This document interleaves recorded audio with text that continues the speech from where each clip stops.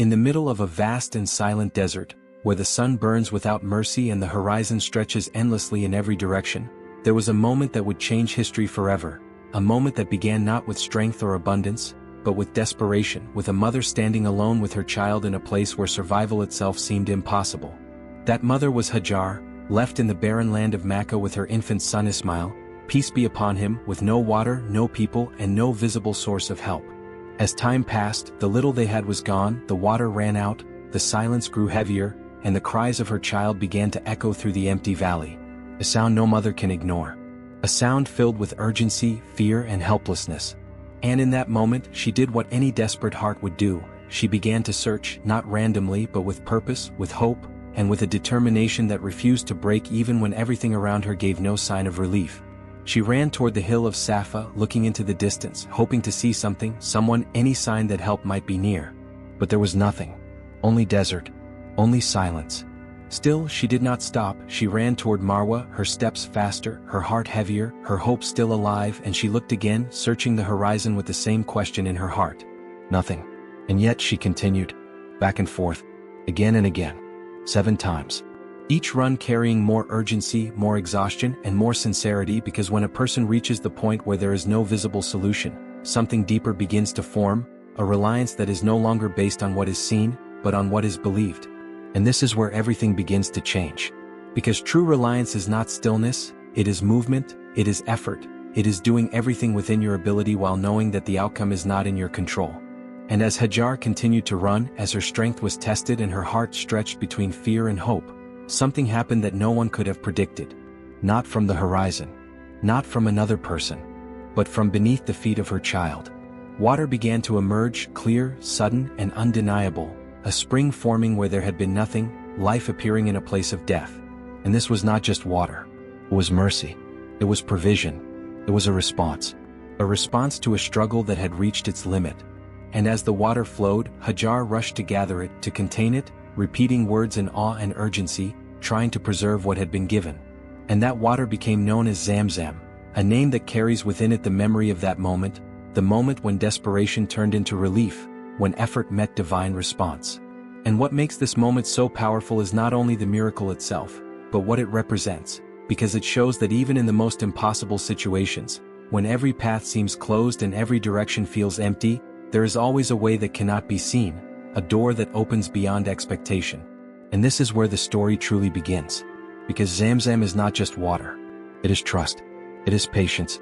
It is proof that when a heart refuses to give up, help can come from where you least expect it. And as this moment begins to settle in the heart, as the image of a mother running between Safa and Marwa becomes more than just a story and starts to feel like something real, something personal, something alive, a deeper understanding slowly begins to unfold. Because Zamzam is not only about how water appeared in the desert, it is about why it appeared, and what it represents for every person who hears this story and reflects on it. Because at first what we see is struggle. A mother alone. A child crying. A desert with no mercy. But beneath that struggle, there is something else taking shape. Something that is not immediately visible, something that only becomes clear when you look deeper. A test. Not a test of survival alone, but a test of trust. A test of patience. A test of whether the heart can remain steady when everything around it suggests that there is no way forward. And this is what makes the story so powerful, because it is not about instant relief, it is about what happens before relief arrives, it is about what a person does in the moment when nothing makes sense, when effort seems to lead nowhere, and when hope feels like the only thing left. And this is where Hajar's example becomes something extraordinary. Because she did not sit and wait. She moved. She ran. She searched. Again and again, without any visible sign that her effort would lead to anything, without any guarantee that relief was near, and yet she continued, not because she knew the outcome, but because she trusted the one who controls it. And that is the difference, because true trust is not passive, it is active. It pushes you to act even when the result is unknown, it pushes you to keep going even when the path is unclear. And this is where many people struggle today. Because when things become difficult, when life feels uncertain, when answers are not immediate, the first reaction is often to stop, to feel stuck, to feel that nothing can be done, but this story shows the opposite. It shows that even when the solution is not visible, effort still matters, movement still matters, intention still matters. Because sometimes the answer is not in what you see ahead. It is in what you do in the moment. And that is where the shift begins. Because as Hajar continued to run, as she refused to give up, as she held on to hope even when there was no evidence in front of her, something was already being prepared, something beyond her sight, something beyond her understanding, and this is where the beauty of the story lies, because the help did not come from where she was looking. It came from where she was not. From beneath the feet of her child. And this carries a meaning that goes far beyond the event itself, because it shows that provision does not always come from the direction you expect, it does not always follow the path you imagine, and often, it appears in a place you never even considered. And this is a lesson that repeats itself in life. Because how many times does a person look in one direction, expecting answers to come from there, expecting relief to appear from a certain place, only to find nothing, only to feel disappointment, only to feel that their effort has led nowhere. And yet, the answer is being prepared somewhere else. Somewhere unseen. Somewhere unexpected. And this is why patience is not just about waiting. It is about continuing. Continuing with trust. Continuing with effort. Continuing with belief that what you do not see is not the same as what does not exist. Because what is hidden is often what matters most. And Zamzam is a perfect example of that. A source of water that appeared in the middle of a desert where there was no sign of life. A source that did not dry, did not disappear, did not fade with time, but continued, generation after generation, as if to remind every person who sees it or drinks from it that this is not ordinary. This is a sign that remains. A reminder that what is impossible for people is easy for Allah, that what feels like the end can become the beginning, and that what looks like emptiness can hold something greater than you ever imagined. And even today, thousands of years later, Zamzam continues to flow. It has not dried. It has not stopped. Despite the millions who drink from it, despite the centuries that have passed, it remains consistent, present, as if time itself cannot erase it. And this raises a question. Why this water? Why this moment preserved across history? Because it is not just about physical thirst. It is about something deeper. It is about the thirst of the heart. The need for reassurance. The need for something that reminds you that you are not alone, that your effort is not wasted, that your struggle is seen, even when no one else sees it. And this is where the story becomes personal again. Because every person faces moments where life feels like a desert, moments where answers are not clear, where effort feels heavy, where the future feels uncertain, and in those moments the question is not whether you will struggle. The question is how you will respond. Will you stop? Or will you continue? Will you lose hope? Or will you hold on to it even when there is no visible reason to do so? And this is where the story of Zamzam speaks directly to you. Because it shows that the moment you feel like giving up might be the moment just before something changes, just before something opens, just before something appears that you could not have imagined. And that is why giving up is so dangerous. Because it closes the door before it opens. And this is why Hajar's story is remembered. Not just because water appeared, but because she kept going until it did. And this is what transforms the story from a miracle into a message, from an event into a lesson, from something that happened long ago into something that continues to guide people today. Because Zamzam is not just a memory, it is a reminder that effort is never wasted, that trust is never ignored, that patience always carries something within it, even if you cannot see it yet. And as you reflect on this, as you think about your own life, your own struggles, your own moments of uncertainty, something begins to settle within you, something quiet but powerful. That maybe the answer you are waiting for is closer than you think, just not where you are looking. And that is the beauty of it.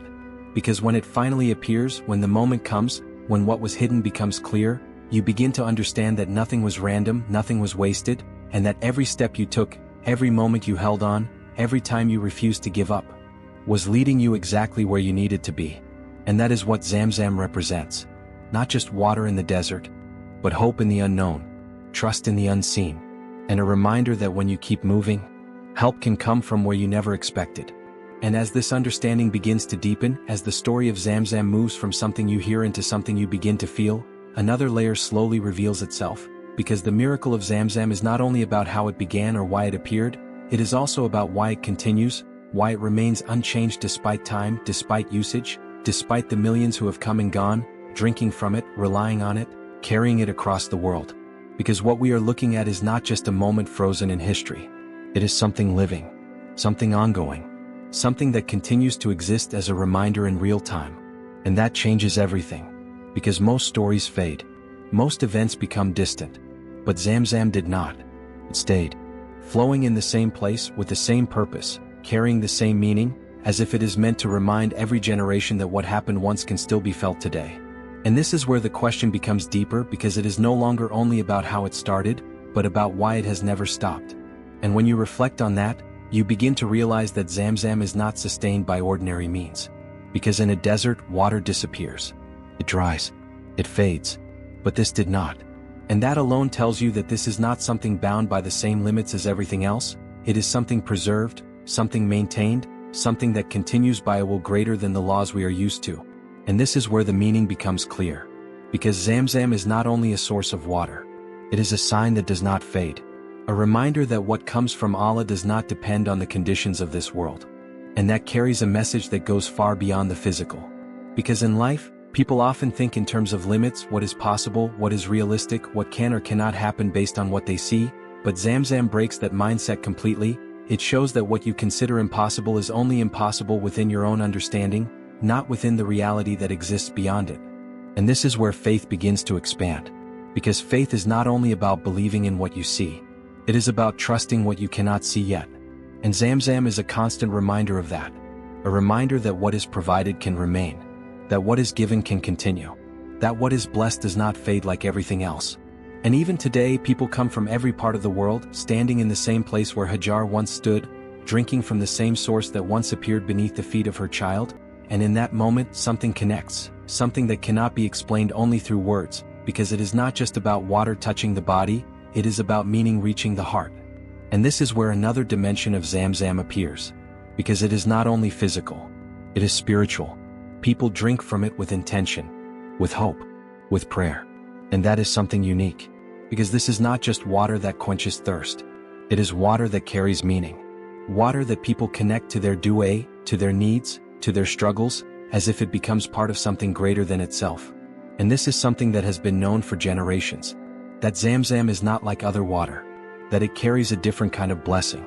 A different kind of presence. And whether a person fully understands that or not, they feel it. They recognize that there is something different. Something deeper. And this is where the story becomes even more personal. Because just like Zamzam continues to flow, life continues to test, continues to challenge, continues to place people in moments where they feel uncertain, where they feel stretched, where they feel like they are standing in their own version of a desert, searching for answers that are not immediately visible. And in those moments, the same lesson returns. Keep moving, keep trusting, keep going. Because the story did not end when the water appeared. It continues every time someone faces a test. Every time someone chooses patience over panic. Every time someone continues forward even when they do not see the result yet. And this is what connects everything. Because Zamzam is not just a past miracle. It is a present reminder. A reminder that provision can come in ways you cannot predict. That relief can appear when you least expect it. And that what feels impossible today may become your reality tomorrow. And this is where a deeper reflection begins. Because if something like Zamzam can exist, if something can continue beyond time, beyond expectation, beyond natural limitation, then what does that say about the struggles you are facing now? What does it say about the problems that feel too big, too complicated, too far beyond your control? Because maybe the issue is not that there is no solution. Maybe the issue is that you are looking for it in the wrong place. And this is the same lesson repeated again. The answer may not come from where you expect. It may not follow your timeline. It may not appear in a way that makes sense immediately. But that does not mean it is not there. And this is where trust becomes essential. Not blind trust, but active trust. The kind that moves you forward. The kind that keeps you going. The kind that refuses to give up even when everything feels uncertain. And this is what transforms a person. Because it changes how you see difficulty. It changes how you respond to delay. It changes how you carry yourself through moments that would otherwise break you. And this is the real impact of the story. Not just what happened, but what it teaches you to become. And as you reflect on all of this, as the meaning of Zamzam becomes clearer, something begins to settle within you, something that is not loud but deeply certain. That what you need is not always far away. Sometimes it is already there. Closer than you think, just waiting for the right moment to appear. And that is the beauty of it. Because when it finally does, when what was hidden becomes visible, when what felt impossible becomes real, you begin to understand that nothing was random, nothing was wasted, and that every step you took, every moment you held on, every time you chose to continue, was part of something greater than you could see. And that is what Zamzam represents. Not just a miracle in the past, but a living reminder. that what comes from Allah does not end. And as this realization continues to deepen, as the meaning of Zamzam moves beyond understanding and begins to settle within you, the story shifts from something you observe into something that begins to guide you, because at this point it is no longer only about what happened, it becomes about how you respond to the moments in your own life that feel uncertain, delayed, or unclear. Because stories like this are not meant to be heard and left behind, they are meant to change something within you, something quiet but lasting, something that shapes the way you think, the way you act, and the way you move forward when things do not go as expected. And this change begins with awareness, because once you understand that Zamzam was not only a miracle but a response to effort, to trust, and to a heart that refused to give up, you begin to see your own struggles differently, you begin to recognize that difficulty is not always a sign to stop, and that delay is not always a sign that nothing is happening. Because the real test is not in moments of ease, it is in moments of uncertainty, when results are not immediate, when answers are not visible, and when effort feels heavy without clear reward. And this is where many people begin to hesitate, not because they lack understanding, but because they expect clarity before movement, certainty before action, and reassurance before commitment. But the story shows the opposite. It shows that movement comes first, that effort comes before clarity, and that understanding often follows action, not the other way around. And this is where a shift is required, because it means that the moment you feel unsure is not the moment to stop, it is the moment to continue, to move forward even when you do not fully see the outcome, and to trust that what you cannot see yet is not the same as what does not exist. And this is not easy, because it requires letting go of control, letting go of the need to understand everything immediately, and replacing that need with something deeper, something stronger, something more stable. Trust. But not passive trust, not waiting without movement, but active trust, the kind that pushes you to keep going, to keep trying, to keep making effort even when the result is unknown. And this is what builds strength, not the absence of difficulty but the way you move through it, because every time you continue despite uncertainty, something within you becomes stronger, more stable, and more aligned with what truly matters. And this is where transformation happens, not suddenly but gradually, step by step, just as Hajar ran step by step, just as effort continued before relief appeared. And this connection is not random, it is a pattern that repeats itself in life, a pattern of effort, trust, and then opening. And when you begin to recognize this pattern, your perspective changes, because you begin to understand that what feels like delay may actually be preparation, that what feels like stillness may actually be movement in a way you cannot yet see, and that what feels uncertain may still be leading somewhere meaningful. And this is where patience becomes something active, not simply waiting but continuing with purpose, continuing with belief, continuing with the understanding that your effort is not wasted even if you do not immediately see its result. Because without this understanding, it becomes easy to stop, easy to assume that nothing is happening, easy to believe that continuing has no value. But the story of Zamzam shows otherwise. It shows that something can be unfolding even when you do not see it, that something can be prepared even when everything feels unchanged, and that the absence of visible results does not mean the absence of progress. And this is where faith becomes real, not in words but in action, in consistency, in the decision to continue even when there is no clear reason to do so. And this is what separates those who stop from those who reach, because the difference is not always knowledge, it is persistence. It is the willingness to continue just a little longer, to take one more step, to make one more effort, even when everything feels uncertain. And sometimes, that is all it takes, because the moment you are closest to giving up might be the moment just before something opens, just before something shifts, just before something appears that changes everything. And this is why stopping too early can be so costly, because it closes the door before it has a chance to open. And this is why the story remains, why it is remembered, why it continues to be told, because it carries a message that does not lose its meaning, a reminder that you should not stop, that you should not lose hope, and that uncertainty should not control your direction. And as you reflect on this, as you connect this understanding to your own life, something begins to settle within you, something that changes the way you see difficulty, because you begin to realize that it is not always a barrier, sometimes it is a path leading toward something you cannot yet see but that is already being prepared. And once this becomes clear, once this awareness takes root, your approach begins to change, not because life becomes easier, but because you begin to move differently, with more patience, more clarity, and more stability, knowing that what matters is not immediate results, but consistent direction. And this is what Zamzam teaches at its core, not only that relief exists, but that it comes at the right time, after the right effort, through the right trust, and when that moment arrives, when what was hidden becomes visible, you begin to understand that nothing was wasted, nothing was meaningless, and that every step you took had a purpose.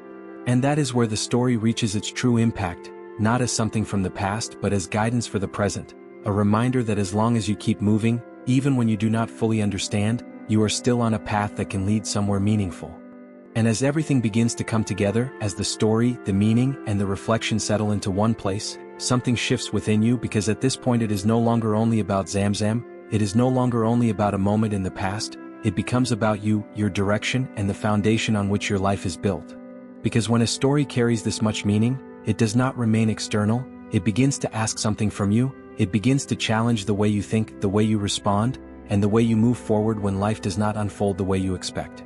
And this is where the final understanding becomes clear, not as something complicated, but as something simple and undeniable, that a life without a true center will always feel unstable, no matter how much it grows, and that a heart without direction will always feel empty, no matter how much it gains.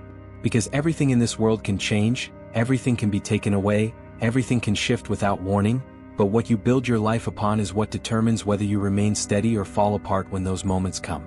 And this is the lesson that remains long after the story ends, not as information but as awareness, because Zamzam is not only a miracle of water, it is a reminder of what happens when effort meets trust, when movement is combined with belief, and when a person refuses to give up even when there is no visible sign of relief.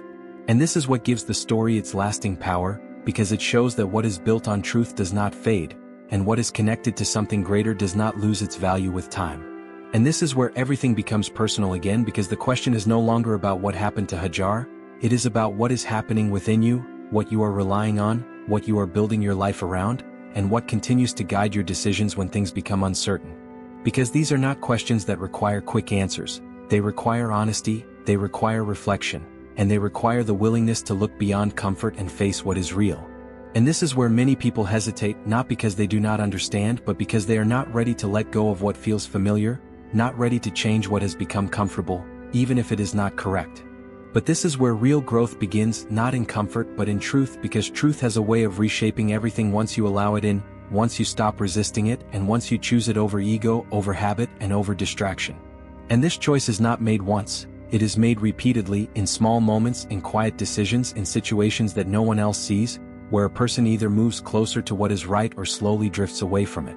And this is what defines direction, not one big decision but consistent movement, because no matter how far someone has drifted, there is always a way back, always a moment where awareness can turn into action, and where reflection can become change.